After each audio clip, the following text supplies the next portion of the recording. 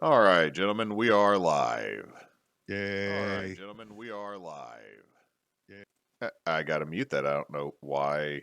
Oh, it's because I changed it from one TV to the other. Okay. Thank you. I'm still learning all the technology stuff. And my wife is blowing a trumpet in the kitchen. She's As you do. yelling at me to make sure the mic's right because our Wednesday night of Suckers for Love Kyle, I didn't have any of my audio go through because I separated all of our podcasts, internet games, and live games into different profiles so that I could consume less CPUs. Which Yeah. I think we're doing it mostly right now but for some reason we're jumping from like 9 to 17 and then back. But any case, yeah. So we have sound now. But how y'all doing tonight? Sorry, getting reset up in my kind of trying a new setup here for me. Man, it's been kind of a rough week. We that sometime Tuesday afternoon, Dirge got out and we haven't found him yet. Y'all haven't had any word or anything? No. So it's been kind of rough this week, especially on Mish. But it not really a whole lot we can do at the moment. Let's see if I can get this closer. Oh, that's better. Not a whole lot we can do currently at the moment. We got flyers out and it's on all the Facebook groups and stuff like that. But well, it's not like Dirge to run away, was it? No. So I'm thinking more than likely he got lost. So he decided to take off a little bit, and he got lost and couldn't find his way home. We got eyes out and flyers and Facebook groups and stuff like that out looking, and we go out looking for him pretty much every chance we get. So that's been kind of a thing. So have you checked the pounds yet to see if he got picked up? Yeah, it's said Misha's gonna call and double check him again in the morning. We called and left messages. We have flyers at the vet here in town. So we just got to call him and see if we can see if maybe animal control, hopefully animal control maybe picked him up. He's got his collar and his rabies tag on, so they know he's not a stray. So it's just a matter of seeing if it pops up.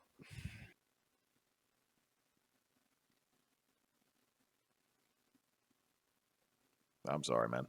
Yeah, me too. So that's been my week. At least with the rabies tag, if somebody finds him and does take him into a vet, he's traceable. Yeah.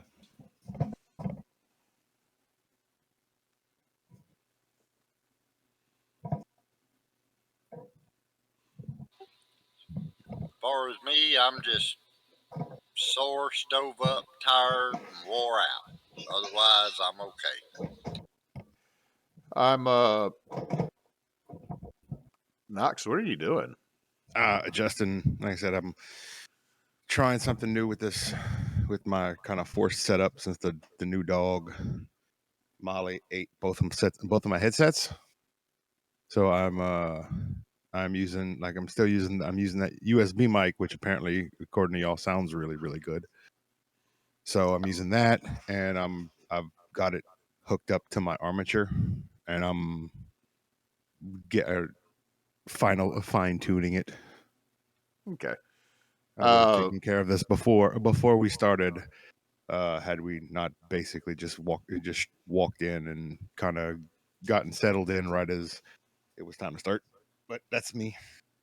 I've actually had a pretty decent week this week. It's mostly been uh, I got a faculty meeting Monday because someone did something they weren't supposed to, so we all got to get in trouble for it. But we have something called Focus Fridays, which is trying to get kids ready for the LEAP test. Because I don't know, I think I've mentioned this in previous ones. Most of our kids have had a year and a half technically without school. I mean, they've been there or they were online, but I mean, effectively, it didn't matter. They were going to be passed by the state, That and anyways. that and it's Louisiana, so this is the only thing that actually their education is second only to the LEAP test scores. Yeah, I know. So they moved it because the first two Focus Fridays, kids found out about it, and some of my coworkers told them don't come. So they didn't. And so, like the second one, I had a great day. The second Focus Friday because I had technically one class, and then I got a lot of walking in and got a lot of work done. But that's not super stellar for what we're trying to do. But so we moved it to Thursday this last week. So I had the LEAP test, or I mean the ACT on Tuesday, and it went stellar. We switched doing the ACT online, and it worked really, really good. Like we didn't have technical difficulties. The only issues we had is some people that freaked out a little bit, and then it's like, oh, just click this one box and you're good. The kids took it just fine. But so we had that Tuesday, and then Wednesday, and then Thursday we did that. So Friday, of course, like nobody showed up. So last week for me at work was fairly light. And I mean, it's good because it's also the end of the 9 weeks, so we're finalizing grades. But we're getting into testing, and like next week, I'm going to have seniors getting pulled out left and right to go to the CLEP test, and that's going to last for 2-3 weeks. And then after that is my American history students that have to take the CLEP test, and I have to rely on somebody in the office to actually give it. So that's like my only stress and worry is with work is we're getting into testing season, and so the next like 6 weeks are not normal for me, and it'll just be what it is. Work wise, I've gotten a little bit done, but not a lot. Ken and I have Ken and I uploaded some pictures of what we've been working on, and I'll let those cycle through here in a minute. So,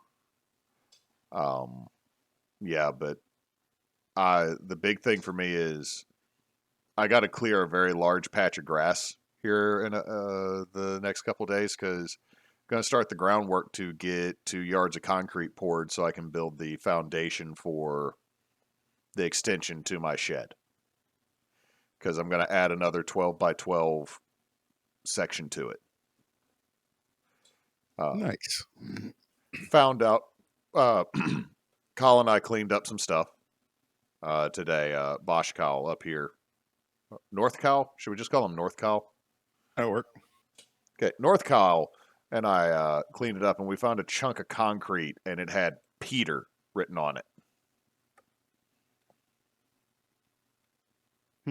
We then had to proceed to clean off the rest of it, and we learned that Peter was a dog that died in 1956. But when you see the first part is somebody's name, and the rest of the concrete's underground, and then you see a date, like I swear to God, if I find out there's a dead fucking body in my yard. Yeah. But yeah, Kyle's dad is a concrete guy, so gonna be working on getting that done because and Cannon, you might be able to tell me this, about $275 for 2 yards of concrete plus the rebarb and renting a motorized wheelbarrow. Is that a decent deal? Yeah, because the concrete down here, the concrete runs between 89 to $100 a yard.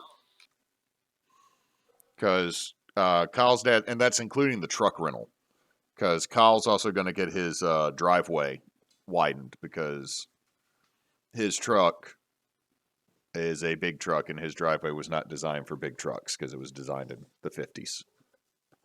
So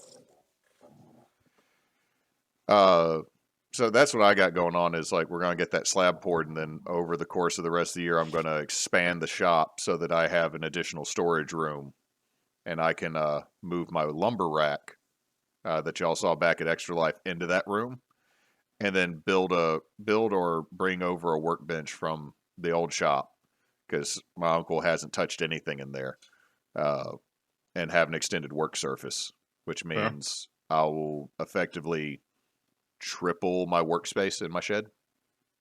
Hell yeah. So More space for clutter is always a good thing.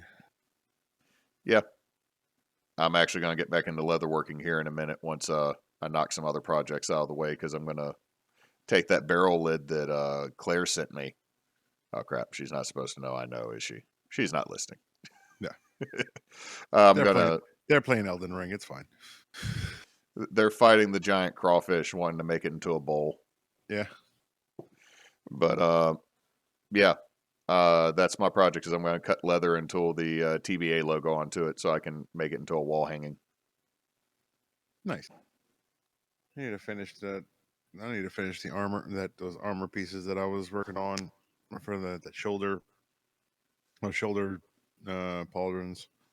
I need to finish those, but and like I said before, and like I told Cannon when he was here, my biggest issue is I have everything in a rolling in a one of the for Father's Day last year before, Mish got me one of the rolling toolboxes like Cedric has, and all of my leather stuff is in there, minus the leather, obviously. Um, it's all in there, and it's while it is convenient to have it all in one place, it is a hassle to bring it out, set up the table, get everything going, do my work, and then have to pick it all up again, and only really have if I get off at if I get off at 2:30, take a shower, I've only got an hour or so to work on it before it's time to go get the girl, and then once I get home from getting the girl, it's time to cook. It's time to cook dinner. On Wednesday, she's got gymnastics, so that timeline it reduces by an hour. So everything it gets shortened an hour because she's got gymnastics at 6:30. So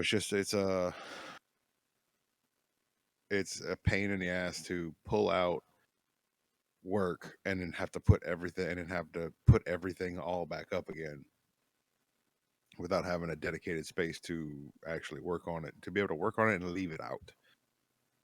So eventually I will have that. And once I do, then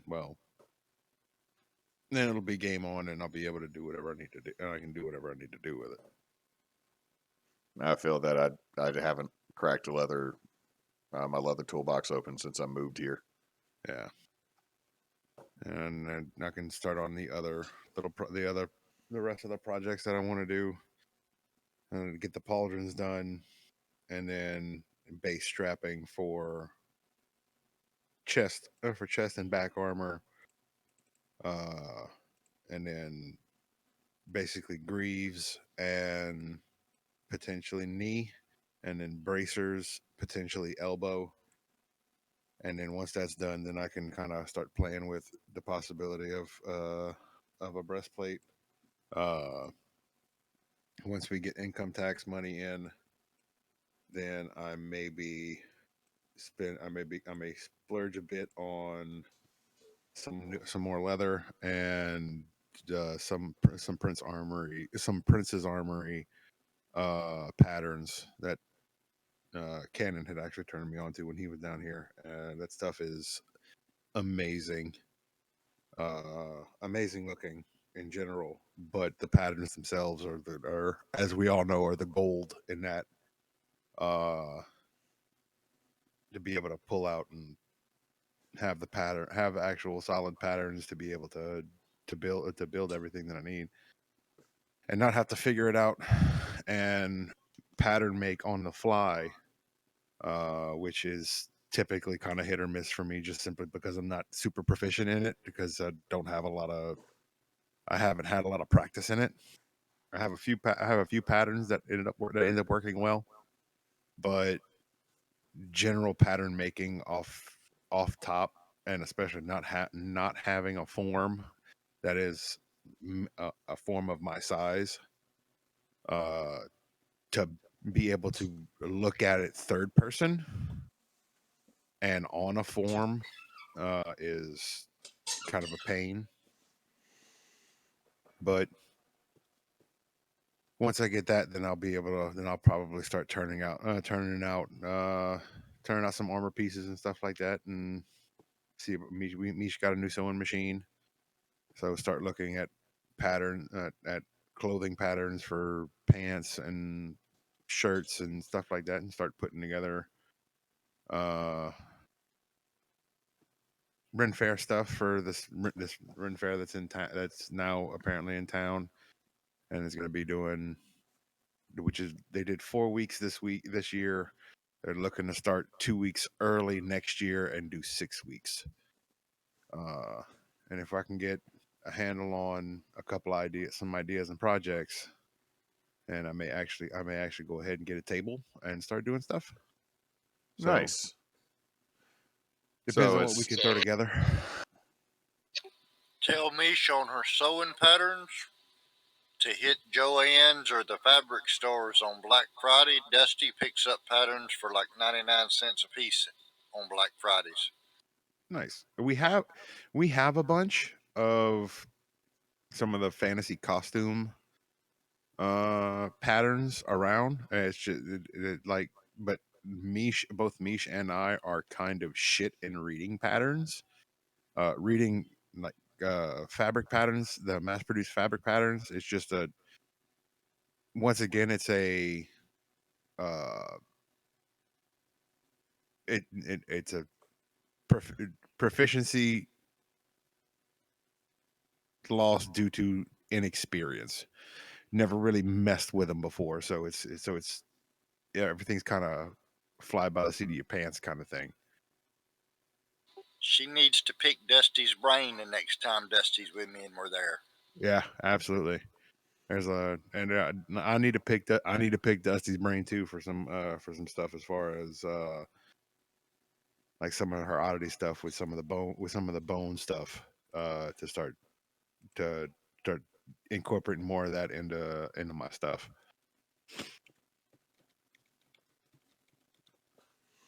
so if I'm hearing you right, you're telling me Lafayette now has a Ren Fair. Yep. Like I said, this was the first year. It was pretty small, but it was one of my best friends here, Daryl. It's the guy that puts it on is the guy that's putting it on is the guy that runs the second closest game shop to me. It's a little shop in Karen Crow called Cajun Gamer, and it's on his family property. It's like three fields next to each it's three fields side by side. Only one of them was in a good enough position, like cut and kind of packed enough to be able to support the Ren Fair, to be able to support people going in and out. And it was the two on either side. The middle field was still too soft to do anything, so they used one side as the parking lot and the other side as the actual grounds. And my boy Daryl plays Magic there every Thursday. They have Commander Night over there, so he's been going over there for a couple of years now, and he got the in with him to go and sell cheesecake, because his business venture is he makes he does cheesecakes, makes and sells cheesecakes. And I think the last weekend was the only weekend and we're talking like 14 to 16 cheesecakes, each sliced each sliced into 8 slices, and he's selling them by the slice. The last weekend was the only weekend that Daryl did not sell out of cheesecakes, and he only had maybe 2 cakes left on that weekend. Wow. They had like the Pirate King and Queen of New Orleans, who does a bunch of Ren Fair stuff. Like there was a bunch of like circuit folk that showed up to check it out and see how it did, and they're apparently the fair itself did really well. So well that like I said, he's looking to extend it out to 6 weeks next year, and he's also looking at potentially doing finding a space in Lafayette to do it, closer to, like, by the airport in Lafayette, which in my humble opinion, knowing the things that I know from between steampunk and conventions and professional and being involved in professional wrestling, Lafayette is expensive as hell to run in. In general, especially when it comes to venues and stuff like that. I know for a fact for small arena buildings that you would do like gyms or whatever that you would use to run a wrestling show, for the price of a small 400 person capacity building in Lafayette, you could get a venue that's a minimum twice that size anywhere outside of Lafayette. Lafayette is when it comes to events and stuff like that, Lafayette is expensive to run in. I'd love to sit down with the guy that's running it, just to have a conversation, just to see what his thought process is, because his thing is he wants something more centrally located, something that's easier to get to. It's great. That's a great idea. However, where it is now on his family's land is kind of harder to get to. It's harder to find. It's down a long gravel road, but it's also in the middle of nowhere. And being in the middle of nowhere means that there's nobody to bother, which means that you will be left the hell alone. It's also his land, which means he could conceivably actually build permanent structures there. And by building permanent structures, he could make this just like all the other Ren fairs have a really, really nice feel to them. Even if they're just kind of facades, for little booth facades that people will set their tables up behind, that keeps a bit of uniformity to everything. That would be nice, and then actually be able to build a stage and stuff like that. So there's pros and cons. I'd love to be able to sit down with the guy and just kind of pick his brain to see where he's at and his thinking, and bring these things up. I'm sure, from what I understand, these are things that are on his mind, but his thought process is more people will be able to find it easier if it's in Lafayette. Which you can't fault them for. You can't fault them for that, because if people can't find you, then you're not going to get any of their money. And ultimately, that comes down as a business. It comes down to business size. So that's where that's at. It's really nice. Like I said, small, but it's really nice, and it was really, really cool. We enjoyed the hell out of it. It's actually our first. It's actually the first Ren Fair that we've ever been to. We haven't been to the one in Houma. We haven't been to the one in Texas. So it was interesting, and I realized that my kit is sorely lacking when it comes to stuff. When it comes to Renaissance, especially considering the fact that the closest thing that I have is my Civil War period stuff, and half of that is in half of that's at my hunting camp, because that's what I use. Because that's what I use because I use my uniform when it gets cold, because it's made out of wool, and I like to be warm when I'm sitting out in the middle of the woods.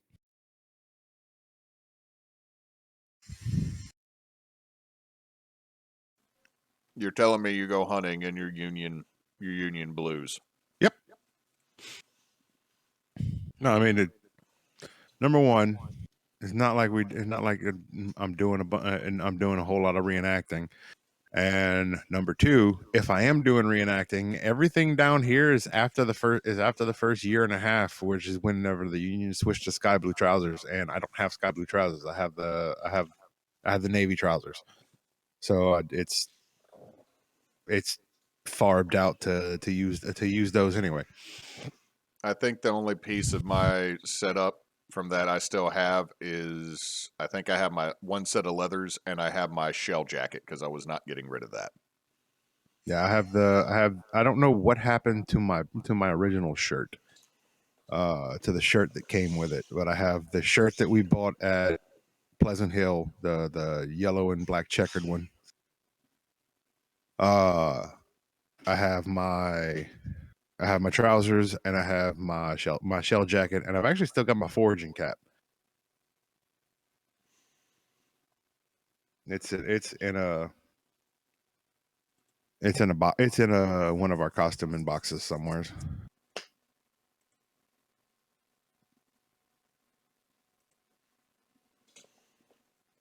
My Civil War shirts, I think, are all in my steampunk box because I started just wearing those with Ambrose all the time. Yeah, I mean those shirts are awesome. I need to try to pattern those out so that I can have Mish make me a few more cotton shirts like that, full cotton shirts like that, because those are, man, those things are comfortable as hell.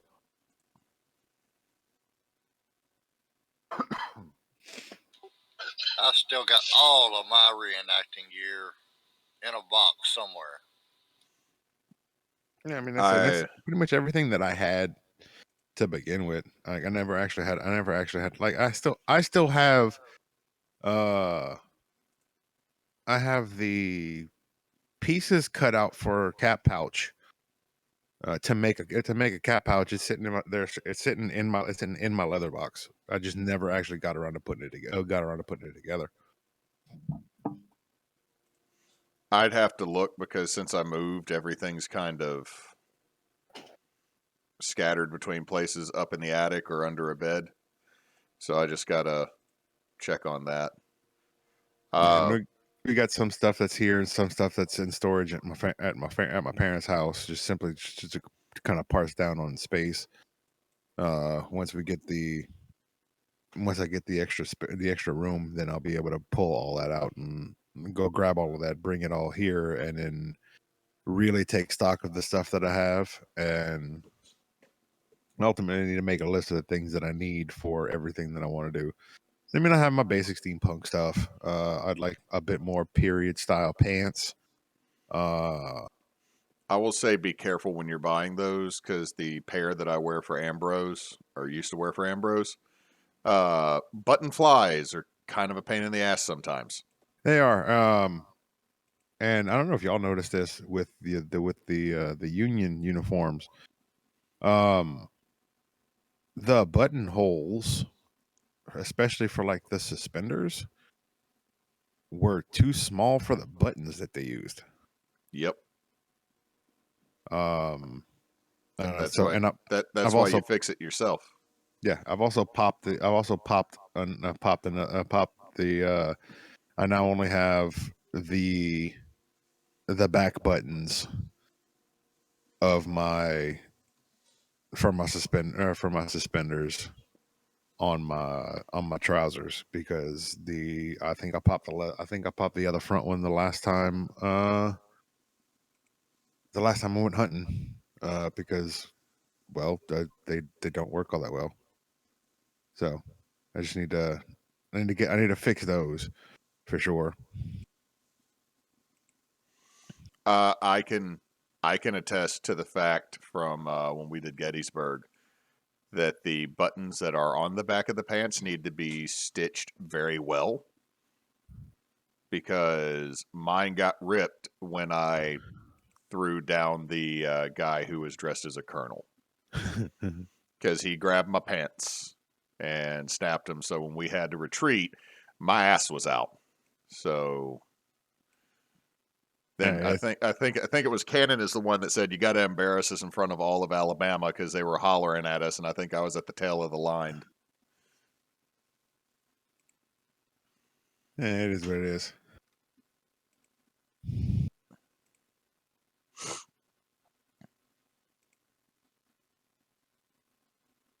Yeah. So I need to. I need to update a lot of my kits. I need to finish basically creating this Ren Fair kit, which is something that I've been sorely lacking for all of my making and costuming time. It's something that it wasn't on the horizon, so I pushed it to the back. I had steampunk to deal with, and I think I've still got the stuff that my diesel punk stuff that I could potentially finish up to, and so that I have at least one diesel punk uniform. Which I mean, it was I have a khaki shirt, a khaki blouse, and a kilt, and my boots. That's with a decent little hat. That's what That's what I use for my diesel punk stuff. I really need to update Nox. He's kind of been in need of kind of a makeover for a minute, and building upon what the belly belt that you gave me, and the suspenders that I added, and a couple of little things that I've added to it. I think it's time to add some more things, which these pauldrons may end up on it as uh, detachable pieces as well. And he just needs an update in general. And then I need to finish kitting out this Ren Fair stuff, so that I can have that in reserve. That way, whenever I need it, I got it. I mean, I've already got a cloak. I just need to put sleeves on it, or close the holes up so that's completely seamless. It's a seamless cloak. And I mean, just clothes. Clothes is for my kit. Clothes is the thing that I'm lacking the most of. I got accoutrement. I got gear, but it's clothes, specifically pants. I've got a few shirts that'll work in different configurations and different situations. However, pants are a big thing that I don't really have any of. Like I have the Civil War trousers, and that's honestly pretty much it.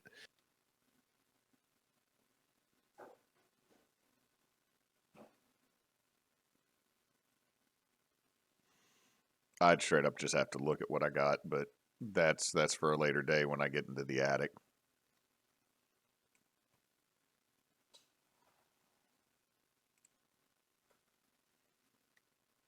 Y'all still there? Yeah, that's there. It cut out cut out on my end. If y'all look at Twitch, I got the pictures of stuff that has been worked on this week. Cannon has been busy. Cannon do the stuff. That was all today. Cannon been busy.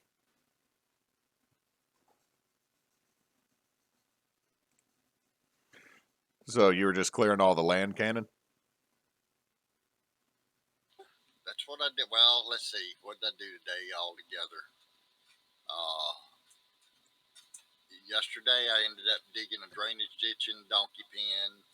I went out and helped feed the donkeys this morning when they got back, and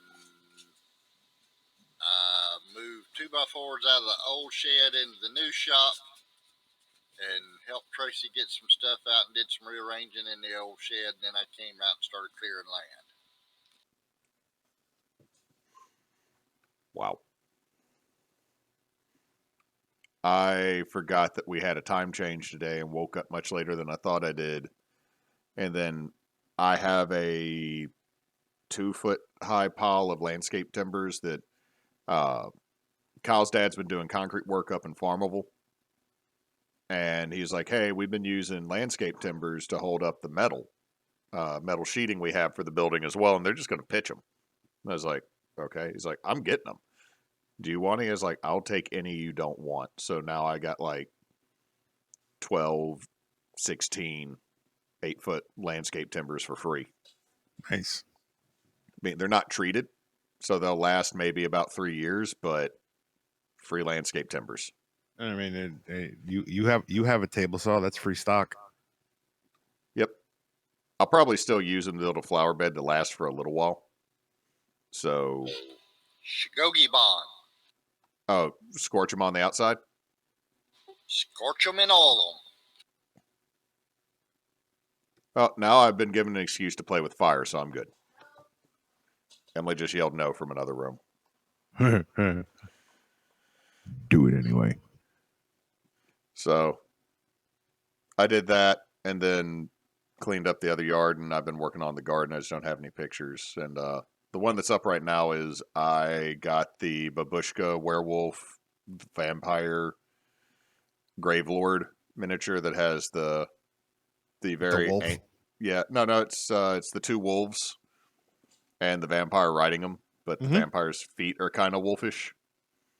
So that's what I got, and I'm using it for the vampire they might possibly meet in Avernus. So I've got that painted. I still need to do a little bit more work on the wolf heads, but that's what I've been working on.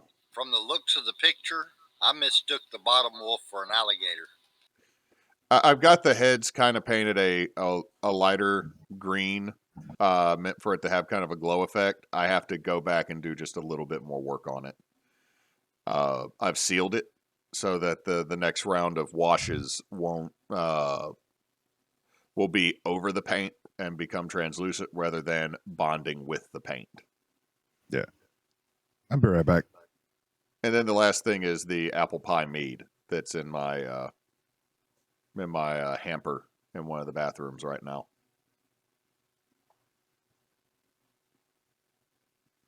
Also, when did you get the new tractor, Cannon? I picked it up Saturday. How's it treating you?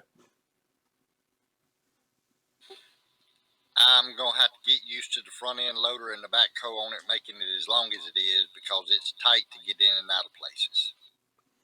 It looks like it's almost twice the size of your old one. Power-wise, it's equal to the old one, and it sits a little bit lower. Huh.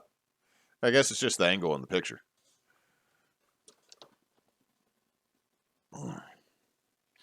It fills up my 16-foot trailer. Did the old one finally just die, or did you need an extra one?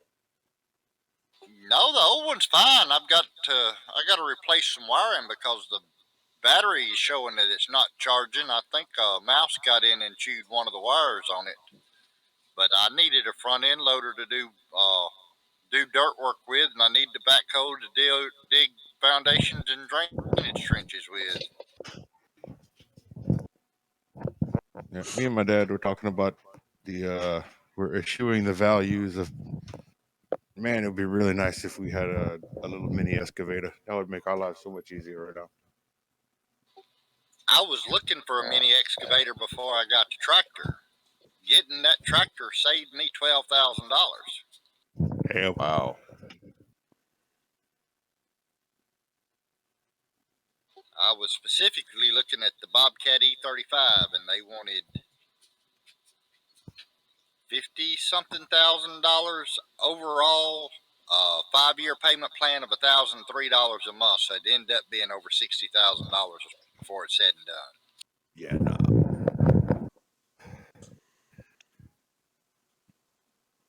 Like stuff like that.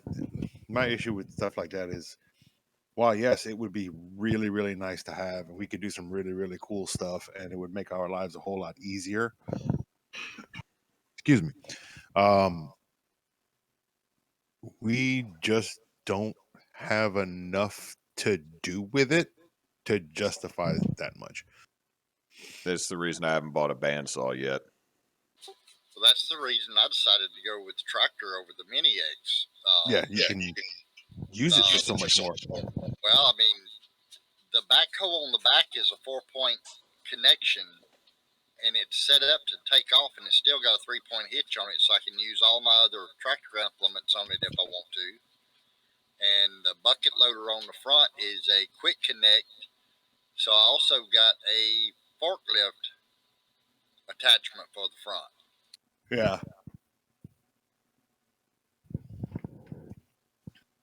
Well, one of the guys at the camp has one similar that has all of those features and stuff like that, and being able, you don't really know just how handy it is to have a pair of forks around when you need it, when you to move stuff. It just makes life so much easier. Yeah, well, one of the reasons I got the forklift is I want to move round bales, which after the fact I found out they've got a round bale spear that quick connects on the front of it, so that's probably going to be my next purchase, so we can start buying round bales for the donkeys instead of square bales and save a bunch of money on hay. Mm-hmm.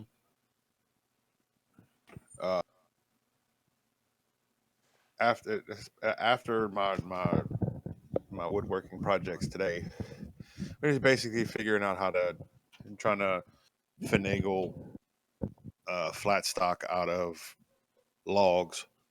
I think a bench press is the next is my next big tool purchase. I think the next one, now that I have the sander, bench drill press is next, and then stand up drill press, probably the one that me and you talked about, Cannon, the one at Harbor Freight. And then Are y'all looking at the? Were y'all talking about the smallest one? No, we're talking about the 21-inch multi-speed. I got the one that's just underneath that, and it is pretty decent. I mostly use it for attaching a drill attachment sanding drum, though. for me the primary goal is drilling magnet holes for boxes. That's the main thing that I want for it, and it's the main thing that I would use it for. But after the drill press, I need a bandsaw. I cannot, for what I am doing and for what I want to do, the way I want to do it. I need a bandsaw. It's with the research and stuff that I found, it is the quickest, most reliable way to turn logs into flat stock. That is true, but until you get one, you can use 2x4s and a router sled to plane off and flatten one surface, then rotate 90 degrees and flatten another surface, and you can use a table saw in order to rip boards.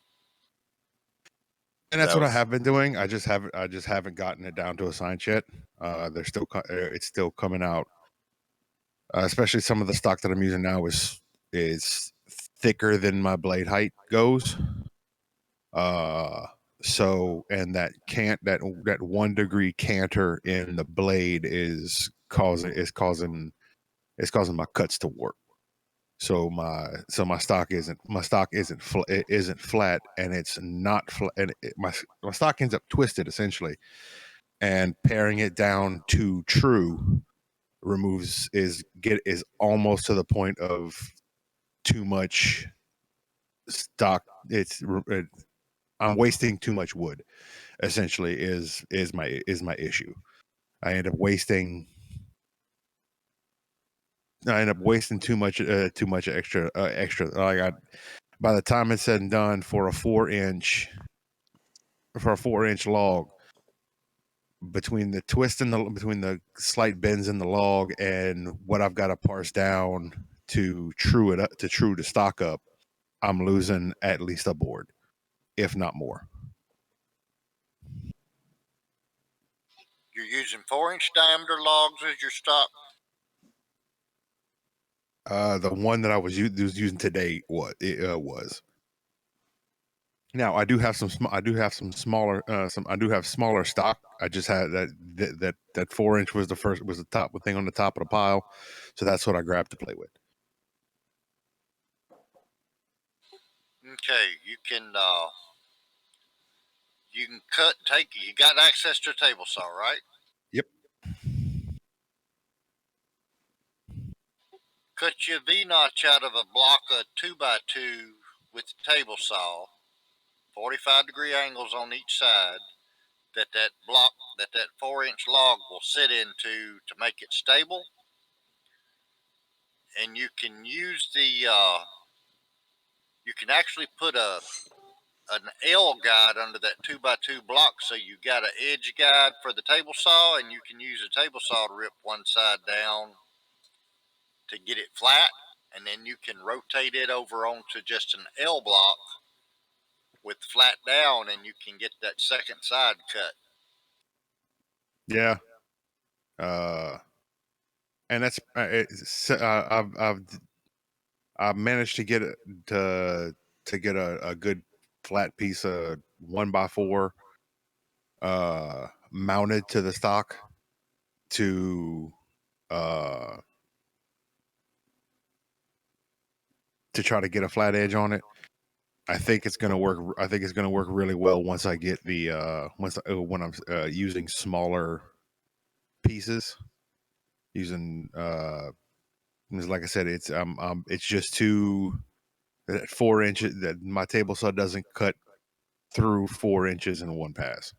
So I gotta pass, flip, and pass, and I'm getting a roll on one end, and I'm getting a hump in the middle of one end, and I'm getting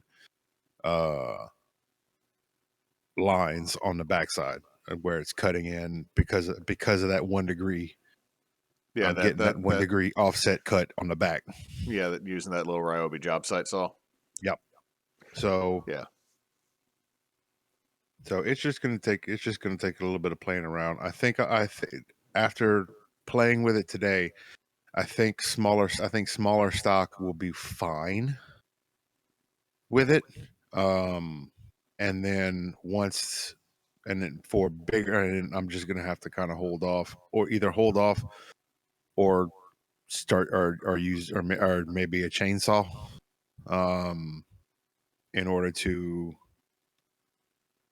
get down to, because honestly, with a 4-inch round piece, if I can knock all 4 sides down, if I can get the end cuts off of all 4, if I can get it square, I can cut it. It's being round. It's too much.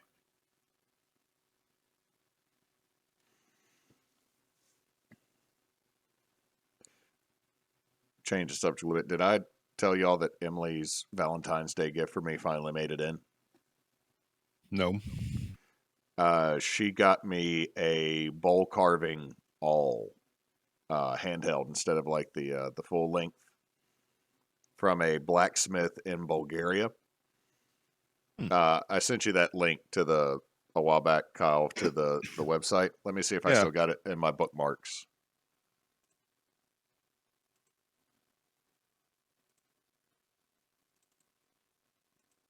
Yep, I will send it now to y'all.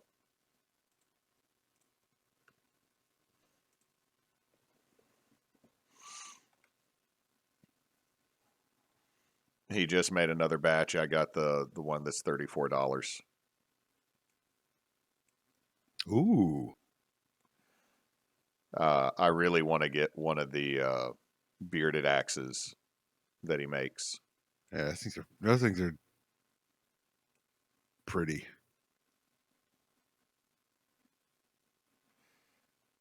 I might settle for one of the axe heads though and get my own haft.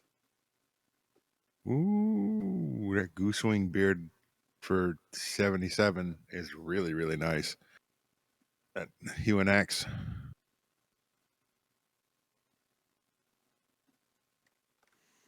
Which one? The 2.7 pound hewing goosewing bearded axe. I don't know if it's the same as on yours. It's in a different position on mine than yours, but it's the yeah, I see it. That is nice. Yeah, it's like fifth row down for me. That's nice. What do you think, Cannon? I was just looking through all of it. I think all of it's nice. I really like his. I like his mini silversmith anvils, for sure. Mm-hmm. It's just right. There was an email that you sent out a while back that saying if you hadn't gotten your order, there might be a delay. That is a random comment we just got from somebody. Tarkov the Rat. How hard would it be to drink a really thick milkshake out of a sippy cup? Hey, anything's possible if you try hard enough. Yeah, you put the effort in, and we believe in you. If you let it sit for a couple hours, it's not hard at all. Yeah, but then it's like a lukewarm milkshake. But yeah, you can drink it out of a sippy cup. This is true. I just wanted to show you all that again because Emily got me that, and I have been waiting. Once I get paid at the end of the month, I'm going to try to go out to the sawmill that I go to because he was supposed to save some weird offcuts for me. Because that's what I like to carve bowls out of is the weirder shape, not traditional. Like I don't want to make a round bowl. I want to make a bowl that follows the shape of the lumber. Mm-hmm. So, but yeah, that was the pretty that I've gotten. Nice. Just recently.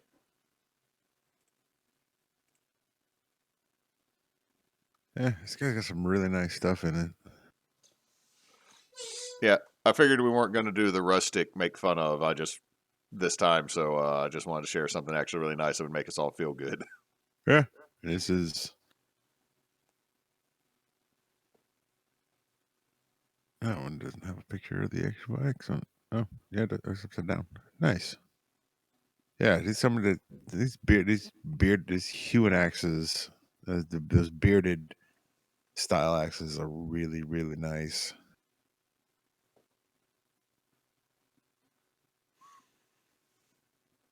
It's one of those that I don't need it, but I really do like some of the different shape axes used for woodworking and for trimming stuff up.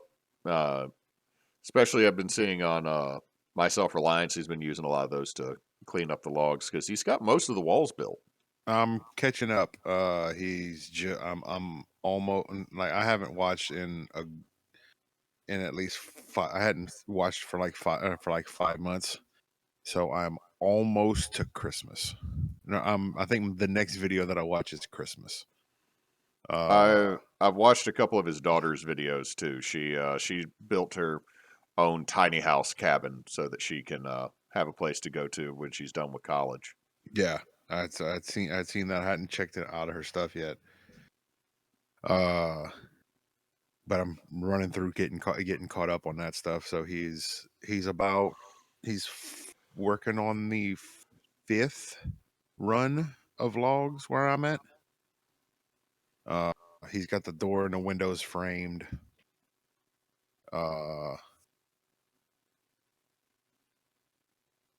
And have you made it to where he moved where he's sleeping to the geodesic dome yet? No, but I figured with winter it's starting to snow, so I figured that wasn't going to be too much longer.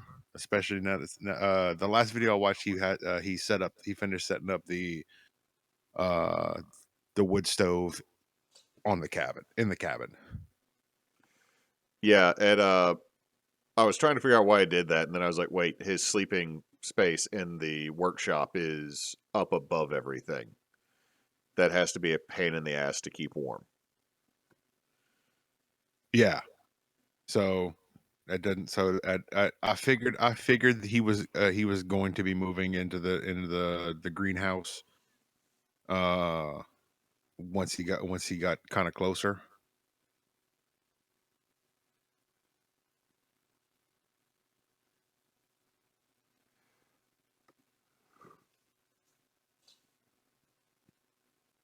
And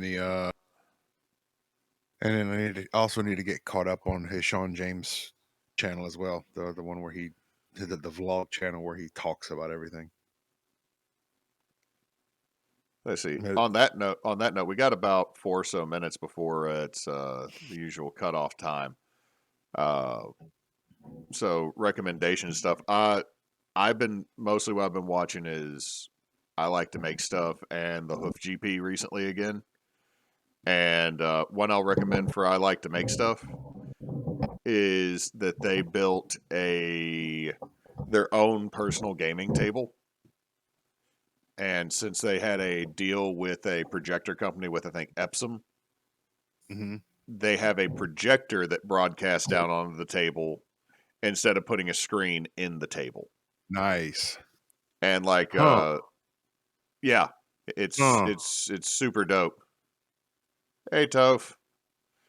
But yeah, they built that and they made inserts to go in, and they even made a that like it has an LED strip that has a program in it, so that when it's to help people remember the turn, the DM could hit a button and it'll light up underneath where that person's sitting, just that section. Hmm. And like, say someone throws lightning bolt or fireball, you'll watch the lights go all the way down the table, and then they'll stop and make the lights in front of the player that was hit, or any of the players that were hit, light up, so they realize they got to take damage. So it was kind of neat. Uh, Definitely a lot cheaper than a wormwood table. Still not cheap because they brought up lumber prices, which are stupid right now. Yeah. 2x4s are $10. Huh. These things are. Huh. They're 12 here. Fuck. Yeah. These projectors are. They're about $500 to $700. I mean, if you got the space and you got the money, that's not a bad option for you. So you got Hmm. any recommendations, Cannon? I hadn't been watching anything new lately. I've been so busy doing other things. We had uh, two events back to back in North Carolina and Florida, and I've been on the road. I've had a Mason's convention to attend and picking up a tractor. I ain't had a whole lot of time to do anything extra.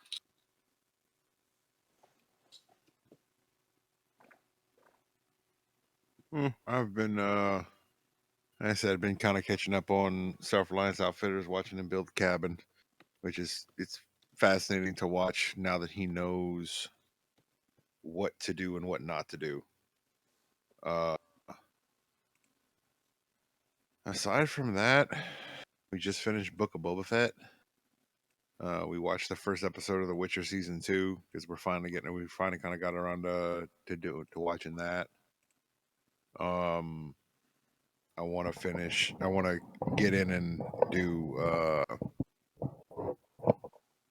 and watch Bad Batch. Uh, and honestly, that's pretty much it. Um, Oh, I do have a Netflix series to recommend for everybody. Making Fun. It's Jimmy DiResta did a series that the kids come up with an idea, and then his build team builds it, and of course it's super scripted and hokey, but it's still fun watching them make stuff. that's cool.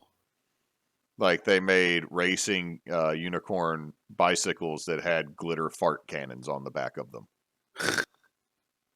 And that's right. That's right there. That's right there in his wheelhouse. Jimmy DeResta is someone that I absolutely enjoy watching.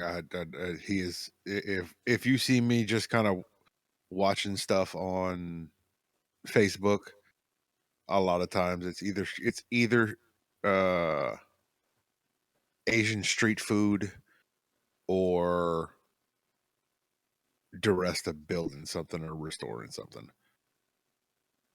On the same note, if you have Roku, anybody that's listening, and you guys, if you have Roku, Roku TV has a makers channel now that is a bunch of like they're syndicating DeResta, April Wilkerson, I Like to Make Stuff, Make Something, and a bunch of the other like woodworkers and crafters that are on YouTube are now uh, getting getting their stuff played on a separate channel again that you can kind of basically veg out and binge a bunch of episodes back to back. And I think there might be plans for them to make content just for that channel on top of their YouTube channel. So that's something to keep an eye out for too. That's pretty cool.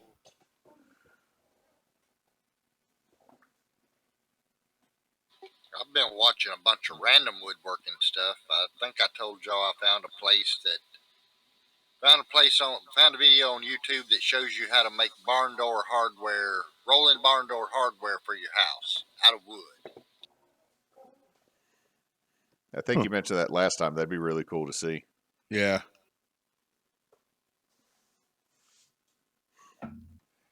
That puts us at an hour, gentlemen. Oh, sorry, Kenny, go ahead. So let me see if I can drop a link.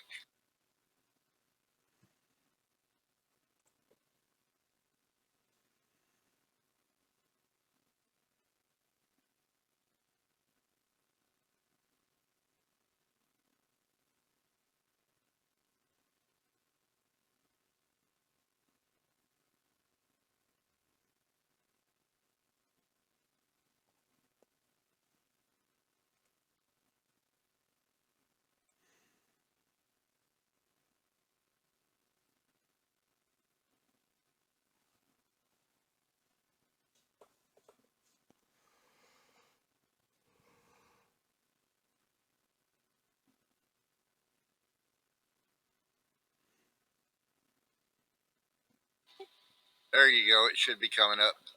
Oh, that's cool. Ooh. And it's just the thumbnail looks cool as hell. I have to watch that once the stream's over. All right, guys, it's been about an hour. Nox, would you like to do the honors? What's that, Cannon? Yeah, sorry. I said the way he made it is actually pretty simple with stuff that you've probably got around your shop right now. Looks like a good way to use some scrap hardwood. Yeah, I was thinking the same. That top rail and those wheels. It'd probably be best to make sure that those are hardwood.